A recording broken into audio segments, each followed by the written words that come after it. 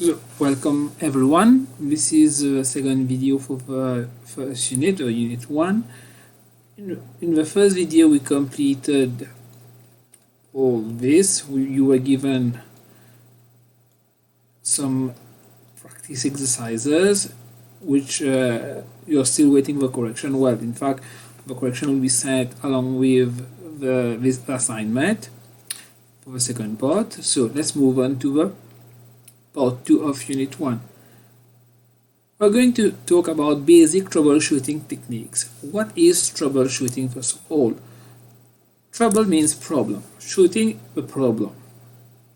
En termes plus simple, my computer is having a problem. I need to resolve that problem. My computer printer is not printing and not having sound, not having display on my screen, not having internet connection. All these are troubles. I need to shoot the trouble, I need to resolve the problem. Put it simply.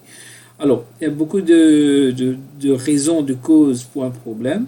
So, with computers, it's more often a trial and error process. We have to move very progressively, eliminate the different possibilities, and then in that process, we usually come up with a solution that effectively solves the problem. Il se peut que on n'y arrive pas. À ce moment-là, we need someone who is more technically qualified than us. Alors,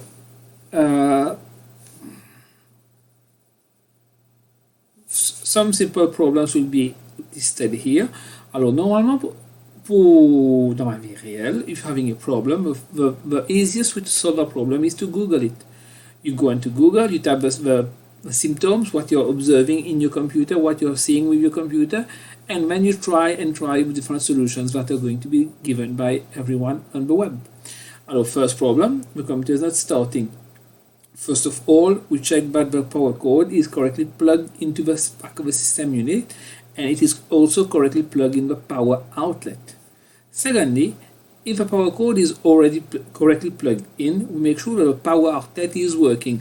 On vérifie que le socket marche. Alors, comment le vérifier? On plug par exemple une lampe ou un autre appareil dans le socket pour vérifier que cela marche correctement. Alors, please, you seek the help of an adult to try the above solutions. Solution 3, if it's a laptop, maybe the battery is not charged. So I connect it to the mains, to the adapter, and wait, and then try again. Second problem. As you have seen for the first problem, it's a very simple problem with very simple and basic solutions. We are not being prepared to be IT technicians, but just to know what is troubleshooting about and how to effectively do troubleshooting. So, second problem, the computer has freeze. Freeze means that it is not responsive. That is, nothing happens when I type on the keyboard, when I move the mouse pointer, it does not move it, and so on. Alors, if the computer is unresponsive, you can click anywhere on the screen, you close down application or shut down. You have shutdown options. Alors normalement, depuis Windows XP, nous avons un contrôle plus poussé sur les applications qui bloquent l'appareil. Par exemple, if my computer having a program just like Microsoft Word, Microsoft Excel, that is taking in a lot of resources, a lot of processor and memory, and not allowing a computer to operate correctly, what I can do is that I press Ctrl Alt and Delete on the keyboard at the same time, simultaneously. Then a program called Task Manager will open up. That program is a very different program from what you have been using so far. This program will allow you to select the different programs that are currently running, and then to end the task, to kill that program. The technical term is to kill the process, in fact. So we kill the program, and this should help in making the computer to unfreeze. Solution 2 would be to hard reboot, meaning that we reset the computer. How do we do that? We press the power button and keep it pressed down for 5 to 10 seconds until the computer restarts. But you should avoid doing that until no other solution works, since you're going to lose all your unsaved data. But since the computer is unresponsive, you don't have any control of the mouse and keyboard. You can't even do Task Manager, open Task Manager. So you have only one solution left. That would be to hard reboot or to reset the computer manually. Solution 3: if the computer is still not shutting down even with a hard reboot, then you will have to unplug the laptop. Unplug the computer. If it's a laptop, you should also remove the battery. Third problem, now the printer is not working. First of all, we check the printer is turned on. Maybe it's off. Secondly, we check all the cables are in good working condition. Maybe we can try to change cables, buy a new cable if it seems quite old, the current one.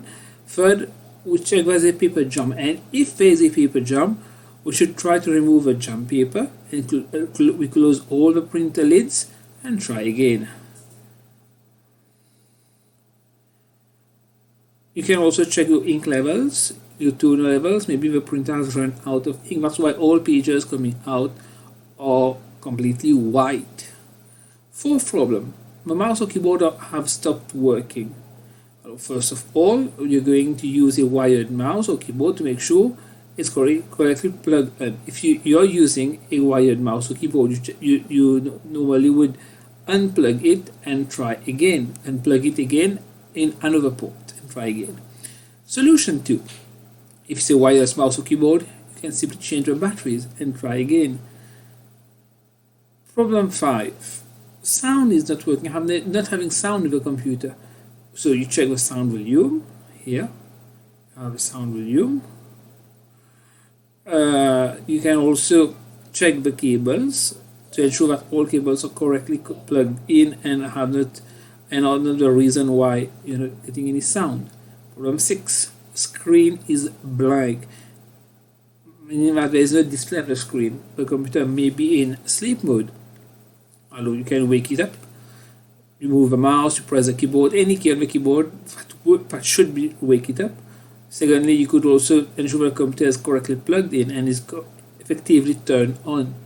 Thirdly, if you're using a desktop computer, meaning like the ones we have in the computer lab at school, make sure the monitor cable, the data cable, not the power cable, the data cable is correctly connected. Then you can also ensure that the power cable also is correctly connected. Problem 7. All programs on the computer are running very slowly. The computer is feeling very sluggish. First of all, you run a virus scanner. Alors l'antivirus, peut-être Norton antivirus, peut-être McAfee, peut-être ce que vous voulez comme antivirus, mais de préférence évitez ceux qui sont gratuits comme AVG, etc. autant que possible. Alors, deuxième, you can also be running up hard disk space. Alors à ce moment-là, you can defragment, vous pouvez optimize, you can delete unnecessary files. Problem 8, you have accidentally deleted the file, meaning that by mistake you deleted the file that you needed. Alors, good news, the file has not been deleted completely. It has been moved, in fact, to a recycle bin. So you open the recycle bin, you right click on the file and select option restore.